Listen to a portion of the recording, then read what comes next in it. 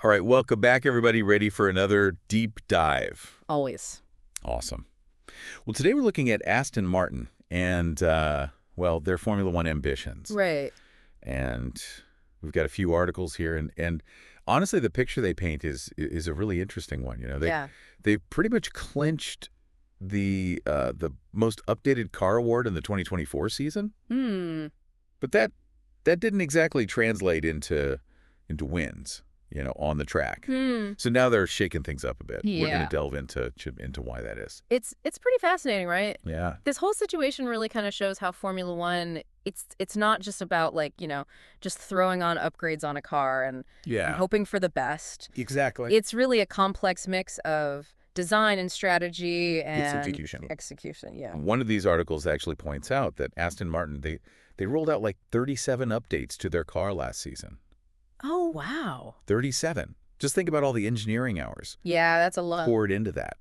But here's the catch. Okay. They ended the season with fewer points than the year before. Oh, interesting. So that's the puzzle we're going to unpack today for everyone listening. I mean, what's really interesting about all this is that this kind of contradiction, it really forced Aston Martin to, take a good look at themselves, right?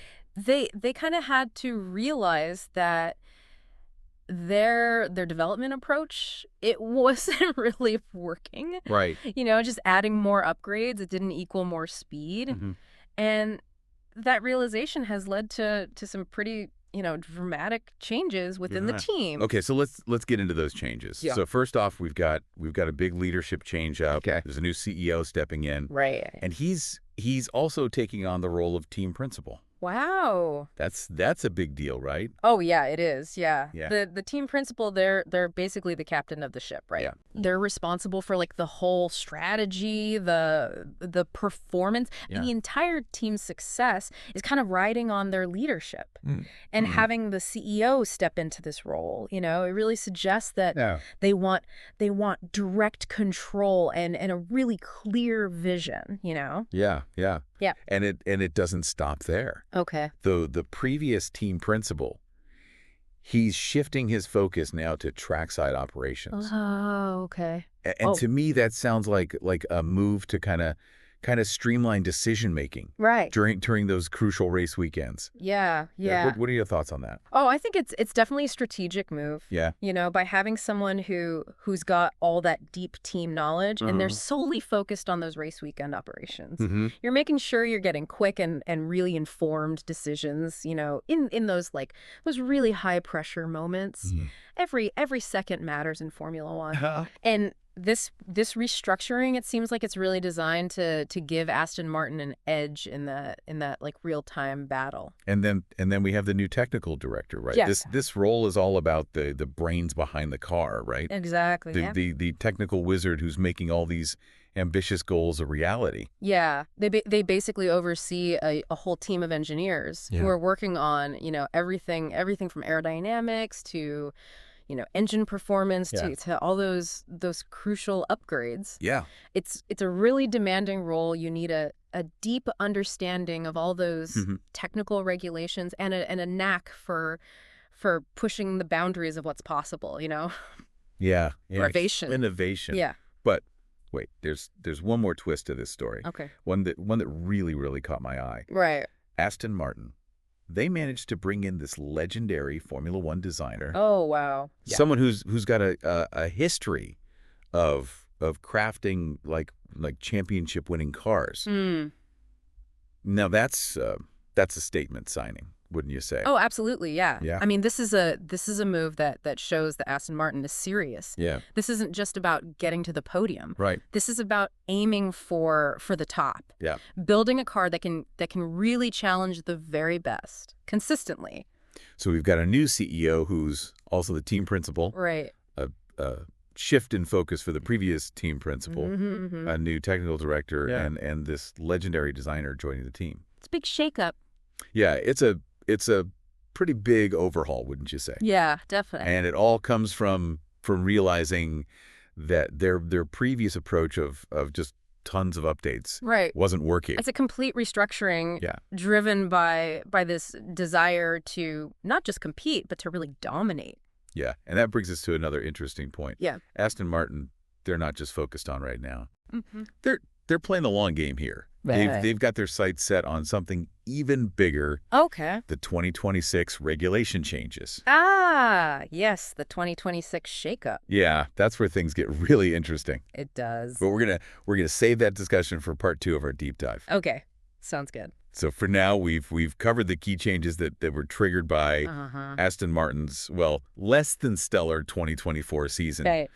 They've seen that they need a new way of doing things, and they're not holding back at all. Not at all. It's pretty impressive. It is. Welcome back to our deep dive on Aston Martin's Formula One ambitions. Yeah, they've really had to kind of hit the reset button, haven't they? Yeah, totally. They realized that they needed a completely different approach if they wanted to reach their goals. Yeah, and one of the articles actually hints at what this new approach looks like. Yep. There's this quote from the new CEO, and he's talking about aiming for a 90% success rate with updates in the future. That's a huge shift, from their previous strategy. Oh yeah, for sure. It really highlights a move to focusing on quality over quantity instead of just constantly adding all these updates to the car. They're now making sure that each update is really effective, thoroughly tested, and that it fits seamlessly with the car's design. Yeah, it's like they've traded a shotgun for a sniper rifle. Yeah. Before it was like, we'll just throw a bunch of stuff at the wall and see what sticks. Right. And now they're really taking aim carefully, considering every change, and making sure it actually hits the target. Yeah, and that target is a car that can compete for the championship. Exactly.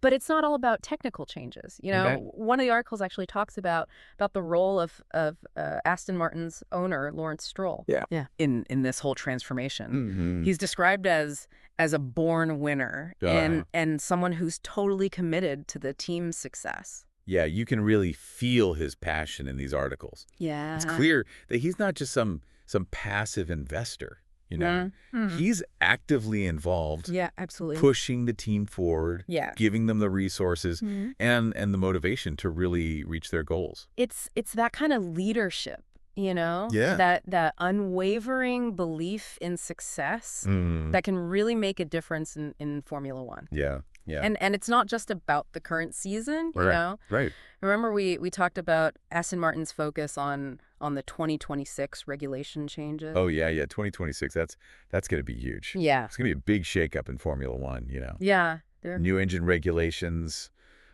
bigger focus on hybrid technology, sustainable fuels. This is where Aston Martin's long-term vision really comes into play. Exactly. Yeah, they're not just reacting to these changes; they're actively getting ready for them.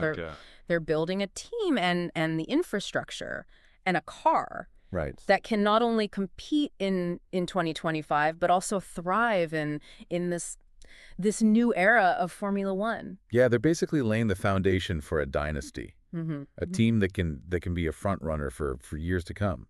It's a bold ambition. It is, but with their new leadership. Their new strategy, their focus on the future, they just might have what it takes to pull it off. It's a really competitive sport, though. Oh, it is. There are no guarantees of success. Yeah, for sure. And so many things can affect a team's performance. Right. So the question is, can Aston Martin actually translate all these ambitions into results, on the track? That's the million-dollar question, isn't it? Yeah, it is. And that's actually what we're going to dig into in part 3 of our deep dive. Okay, great. We're going to explore the challenges they face, the competition they're up against, and all the factors that could really determine their success. Okay, good. All right, welcome back for the final part of our Aston Martin deep dive. Yeah. We've talked about, the big changes they made, their new strategy, and their really ambitious vision for the future. Right. But now I kind of want to shift gears a little bit. Okay. And explore the human side of this whole thing. Yeah. Because Formula One, it's not just about technology and strategy. It's about the people, the ones behind the wheel in the garage. The people who actually make all this happen. That's a really important point. One that's easy to forget sometimes. Yeah. I mean, the dedication, the passion, the sheer grit you need to compete at this level. Oh, yeah. It's incredible. We're talking about hundreds of people here. Engineers, mechanics, strategists, support staff, you name it. All working together, driven by that same goal. It's a huge team effort, isn't it? Absolutely, yeah. And then within that team, you've got the drivers, right? The people who actually turn all that work into results on the track. Right. One of the articles talked about Aston Martin's current drivers. Okay. Lance Stroll and Fernando Alonso. Right. Now these are two very different personalities. They are, yeah. Each with their own style and experience, you know. It's an interesting pairing. Yeah, it is. You've got Stroll, who's familiar with how the team works, and he's been improving steadily throughout his career. Yeah. And then there's Alonso, a two-time world champion, known for always wanting to win and well, his really competitive spirit. Yeah, he's a fierce competitor for sure. He is, yeah. So it might seem kind of like an odd pairing at first glance, right? Yeah. But could that difference actually be a good thing for Aston Martin? That's the really interesting question. Yeah. Stroll brings, stability and a deep understanding of the team. He's literally grown up around the sport. Right. Seen his dad's commitment to Aston Martin. Yeah. He knows what it takes to succeed in this environment. And then you have Alonso, all that experience, right, the drive to win, and that willingness to push the limits, Yeah, it's like they balance each other out. Yeah. Different strengths, but they complement each other. Stroll's the continuity, the consistency. Right. And Alonso brings that spark, that hunger for victory that can really motivate everyone. Exactly. And it's not just about their individual skills. It's about how they work together, how they share data and insights, how they push each other, right, building a strong team dynamic, that culture of collaboration, of trust. It's crucial in Formula One. Because at the end of the day, it's a team sport, right? Yeah, absolutely. You could have the most amazing car in the world, but if your drivers aren't working together, if the pit crew isn't in sync, right, if the strategists are making the wrong calls, you're not going to hit those goals. You're not. It's a symphony of human effort. Every person plays a part in chasing that ultimate victory.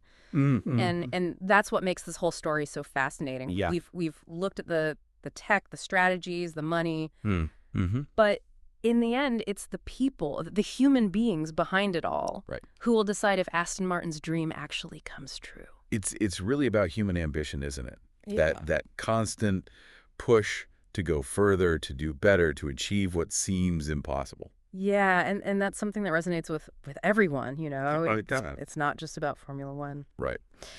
So as we wrap up our deep dive here, it's clear that Aston Martin is a team on the rise. They've got a renewed sense of purpose, a bold vision for the future, and a passionate group of people driving them forward. So to everyone listening, keep an eye on Aston Martin. Yeah, they might just be the ones to shake things up.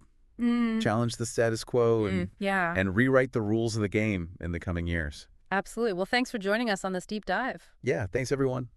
We'll be back soon with another exciting exploration. Definitely. Uncovering the hidden stories and insights that are out there. Looking forward to it.